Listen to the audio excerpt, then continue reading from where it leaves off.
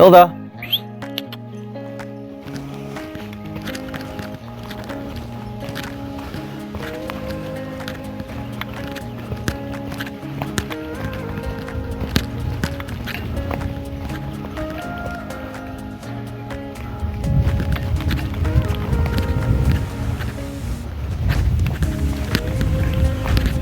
Oh, it's nice to be here.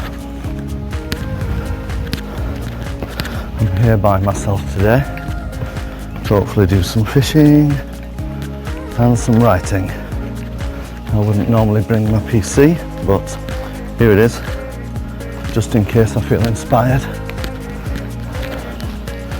Off to the family hitter.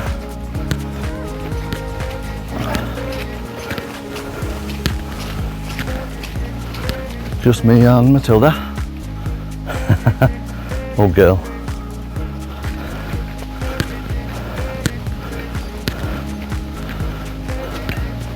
So here we are. Home for the night.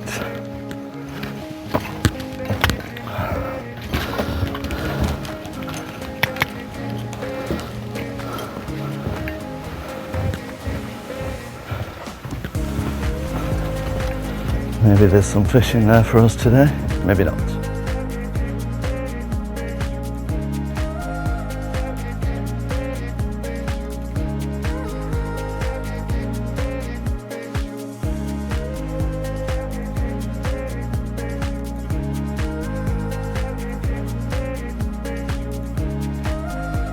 There's somebody over there on a little boat.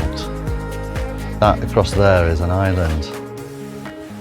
There is a little bridge somewhere, but I don't know where it is because I've been all the way around there in my boat and never found the little bridge. So what people do is to get to those cabins across there, they have to get in a boat. I don't know if you can see up close, but every one of them has a boat, which is really nice.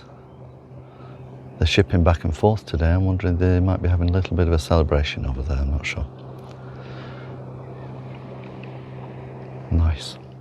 So I'll have a few casts. It's the wrong time of day, but I'll do, I think it's called the fan technique, where you kind of go across there, across there, across there, across there. Fan, like a fan, it's in the name. And then you've pretty much covered all the water around here. And then I'll have a break and have my coffee. So I'm just going to fish from shore today, I think. I have actually got a boat. I don't know if you can see it there. But I'm not going to go out in that today. Normally, I think if the fish don't come to me, I'll go out to the fish. But I've never fished from my. I never fished from my boat. I have fished from my boat. I've never filmed from my boat, so that might be a new experience. We'll see. Might cost me a lot of money in telephones. So let's have a little cast and see what happens. I'm going to be a little bit careful here because there is. I know. Ask me how I know. There's lots of seaweed there, which my lures get caught in. I call it seaweed here, and they laugh at me because we're in a lake. But I think in England we still call it seaweed. I don't know. I'm not so sure. I can see fish moving on the top, but it's not really feeding time. So there's something about being in nature for me. I've always been this way. And there wasn't a lot of nature where I grew up. We had a garden and we had a vegetable garden and things like that, but there wasn't, certainly not nature like this. Not without travelling. And in England I used to ride my horses a lot, and that would get me out into the wilderness. And I was well known for just going off for a day or a weekend with my horse trailer and my horse. And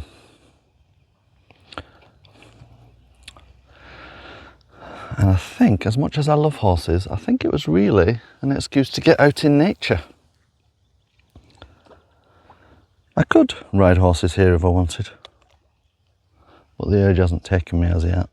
I think probably because fishing does the job, gets me out.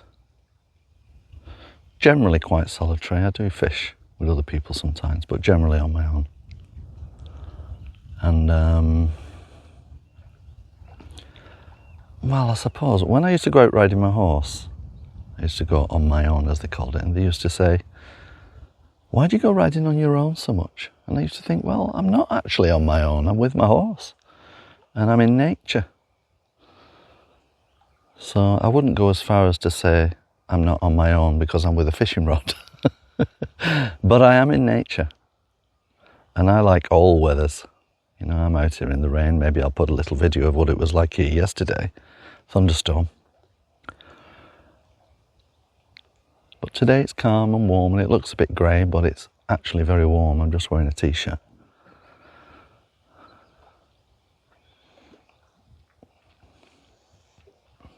So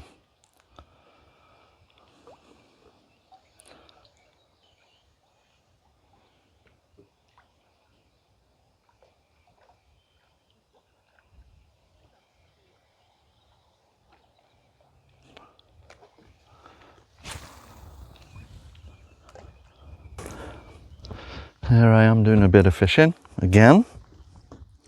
See if we can catch something for you. Well, for me, I'm actually fasting today, so I'm really hungry. Trying to lose a few pounds around my middle, and fasting usually works. And it used to be really easy when I was younger. I would fast really, it was just a way of life, it was just natural, didn't matter. Food got in the way really. But as I've got older, I seem to value the pleasures in life a little bit more, and food just happens to be one of them. It doesn't help being married to somebody who loves cooking. Whoa, whoa, whoa. Oh. That's a struggle up. We've got something here. Doesn't feel very big, but it's something.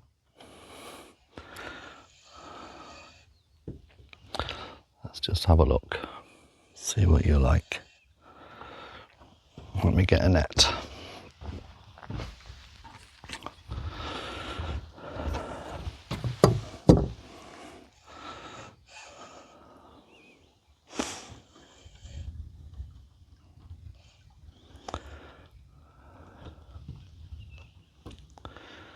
Hello, I think this might be a trout. Move Matilda. Matilda gets a bit excited when we catch things. Yeah. Hello. Yeah, a lovely trout. Very nice trout.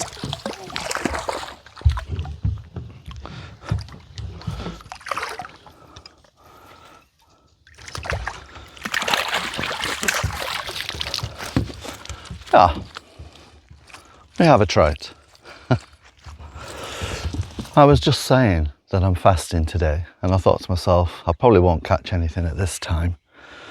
And the only thing that can break a fast is a really nice fish. So I can set a fire later on and have a really nice trout. He's nice. Thank you very much, Trout, for breaking my fast for me later on. Well, here I am again. I'll try and catch another. Eating a trout is not really breaking a fast, is it? I think it might be. We can put it there.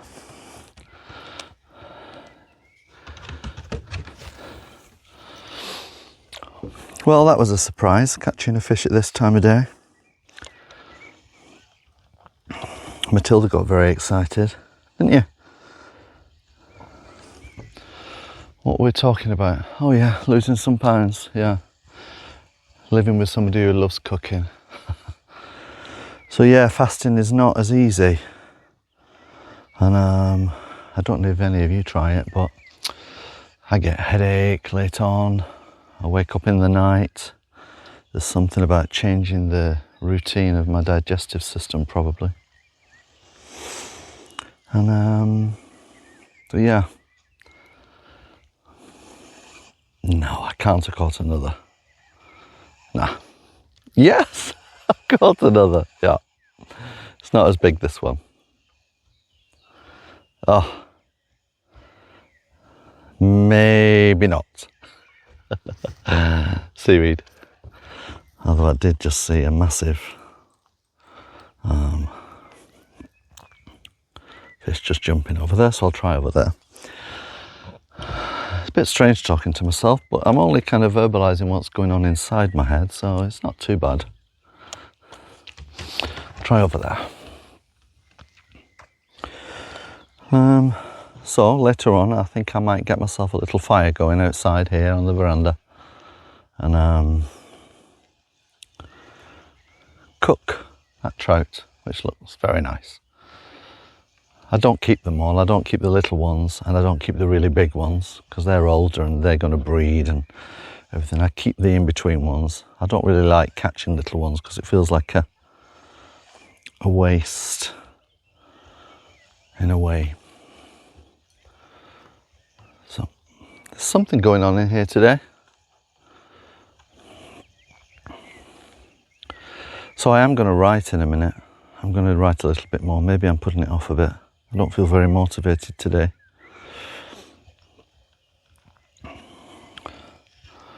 I've been watching, well, I've watched, should I say, the British series Tiptoe. I don't know if any of you have seen it, but if you haven't, it's a cultural must.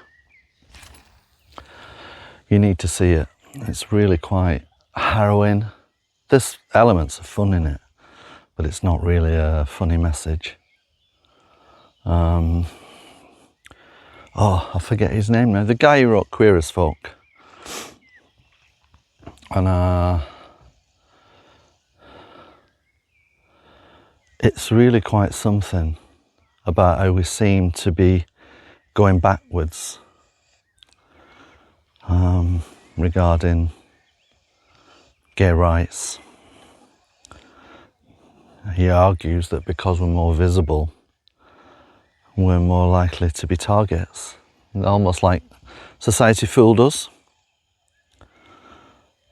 into becoming visible and then tricked us because now they can see us, and if they don't like us, they can do something about it. So I find it quite harrowing and quite scary that in 2026 we're doing this. There's quite a bit about the trans rights in there as well. And I'm not going to talk about that here because it's a bit heavy. And however you feel about the trans rights, nothing justifies violence and bullying.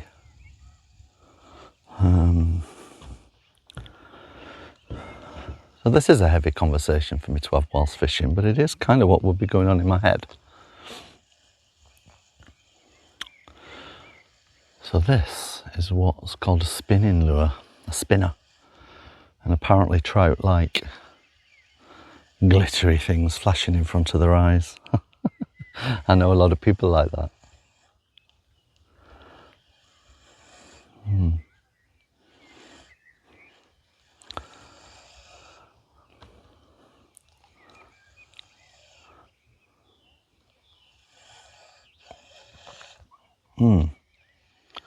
Lots of weeds down there, lots of seaweed. So you think you've got something sometimes and you haven't at all. It's just the lake fooling you. You can see the lake over there. This is a huge lake. I'm not going to name it to protect the privacy of our family, obviously, who have a property here, and also the other people who have properties here too. It is so beautiful. And it goes right through there onto a much bigger, larger area. And then if you really travel along in your boat for a while, maybe 45 minutes in a motorboat, so I don't think rowing, you can come to like a grill, which is great. Stuck. A grill, a little hint there. A grill where you can get yourself some food. This is where you need to lose your lure, probably. Yeah.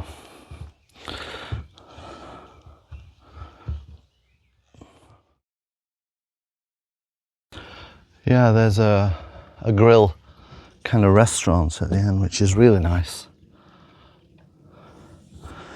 We went there the other day and had a bit of a fright in my boat actually. It's funny now, it wasn't funny at the time. We were kind of in the middle. So say kind of, it was about as wide as this, if you imagine that. And we're in the middle and saw these kind of floating ball things. And I thought it meant stay within them. Whereas actually it meant stay out. Stay out. So I did slow down, luckily. And I don't know if you can see that in the background, something just hopped. All right, Matilda, you're falling. And the boat propeller hit ground. So there's clearly a bit of a mountain underneath the water because it's very deep around there. And it came up like that, if you will. And the propeller hit the rock, flung us up in the air. Two of us in the boat at the time. Flung us up in the air. The motor luckily didn't come off, but flung upwards. So it was going really, really noisy. And just the fright of it, to be honest. I'm not, seeing I was born on an island, I'm not a great seaman. So we got the boat back under control again and spoke to a local. Always look for an old bloke in a boat. That could be me. An older bloke in a boat, and asked for advice because he knew the waters. He had his own cabin there and he knew the waters really well. So he said, oh yes, and just to make me feel better, he said, oh, loads of people do it. You've ended up really lucky not to do any damage. So there's no damage to the boat. There's a bit of a scratch or two on the propeller. But I have a new propeller in the shed, so I can change that, I suppose. But it was pretty scary. And I will know next time. So this isn't a deeply philosophical conversation, is it really? I started off quite philosophical. We're talking about tiptoe. But it's kind of left all that behind now.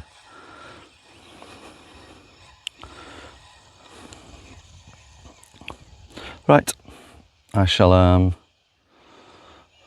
going to do some strimming round near my boat. It all grows very high. And there's ticks in Norway, so you've got to be very careful. So I'm going to go and do some strimming, and then I will stop pulling it off and I will sit up there and do some writing. So hopefully I'll get back to you then. As you can see, I've got a little fire going and it's really warm now, but I need to cook the fish. And I don't want to go indoors and start the oven up. It seems too nice to go inside, so I'm outside getting the fire going, ready to cook my trout. Thank you, Lake, for providing me with some food and breaking my fast. I don't know how the edit will go, but when I was fishing earlier on, I was talking about a series called Tiptoe. And I want to refer to something that I wrote about it. Before it ended, really. But certainly in the UK you can see it. It was a bit more difficult for me to get to see it here in Norway, but you can get to see it, which is definitely an essential watch, I think. So this is on a chapter on othering, feeling other, being othered, and what that actually means. There's a little bit about what it means in Gestalt terms, but I'm not professing to be an expert in Gestalt, just my working understanding. So I'll start a little bit about what that might mean and then go into the talk about that series. So I'll just read a little bit to you and see what you think. I suggest that othering is not merely a simple action that one either performs or doesn't perform. It's better thought of as something that occurs in degrees, in everyday life. I am both self and other in relation to you, and you are both self and other in relation to me. At one end of this continuum, there may be what could be called soft othering, where difference is acknowledged as an inherent part of being human. At the other end, there may be what could be called hard othering, where difference becomes more fixed, moralised and exclusionary, as can be seen in forms of misogyny, xenophobia and homophobia. At the time of writing, scroll down, there is a British series by Russell Davies called Tiptoe. It's based in Manchester, England, and the gay village there not far from where I grew up and where I initially ventured onto the gay scene, younger than was legal at the time. I am struck by how in 2026 we are faced with both some of the old style homophobia, which never seems to get tired, and also facing a new wave of homophobia, which in some ways is more covert. When I see a post online talking about gay issues or more recently trans issues, I dare myself sometimes to check out the comments, and I'm never more than a post or two away from vitriol, hatred and outright bigotry. The anonymity of being online, and often the disinhibition effect, seems to facilitate people being more honest about their true views, as opposed to what socially or legally they can express face to face. I know even amongst my own friends and family, I've posted posts on Facebook that outline or discuss some of the homophobia we face in modern times, and rarely are those posts ever liked or commented on by anyone who isn't gay. This seems trivial to comment on as I sit here writing, and I can imagine some of you saying, I might say it myself, it's only social media. Yet I can post a photo of our dog or a funny quote and get many reactions. Are some of my posts easier to comment on than others? Is it easier to put a smiley emoticon to a video of a dog acting silly than react to a post about gay people being killed somewhere? Are other reasons that some people don't post to the gay theme posts a bit more telling? I don't know the answer to this. I think I might not want to know. Yes, outwardly and certainly legally, gay people have more rights now. We have more employment rights and can get married and have children, for instance. Yet we are now in plain sight, which can also make us easier targets. What strikes me is how familiar many of these arguments sound. For instance, the comments I now read about trans people merely echo phrases that were commonly directed at gay people during my youth. Don't let them near our children. Whatever next? It's a slippery slope. Don't talk about them in schools. I remember a time when I came out as a late teenager, someone in my family rang me and said they wouldn't have me babysitting their 2 children anymore. They were close members who I had looked after since birth, because she'd had a discussion with their father, divorced, and he wasn't comfortable having a gay around the children.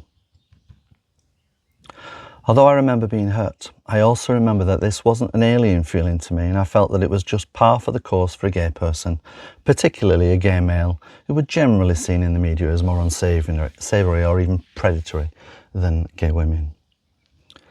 I have watched much of this TV series in frightened silence, sparking vivid memories of more harrowing times.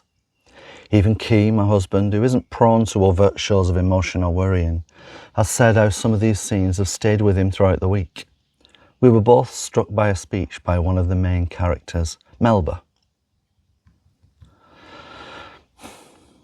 If you'd asked me in 1996, what do you think 2026 will be like? I'd have said glory days. But they tricked us, didn't they? They just waited. Oh, they let us all come out. So now we're standing in the open, ready for them to shoot us down.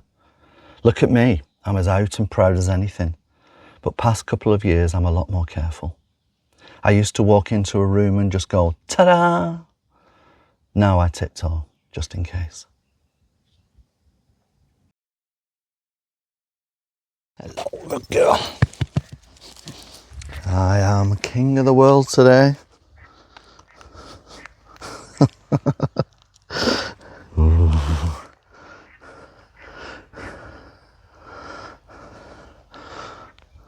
Ooh. Thank you for watching anyway.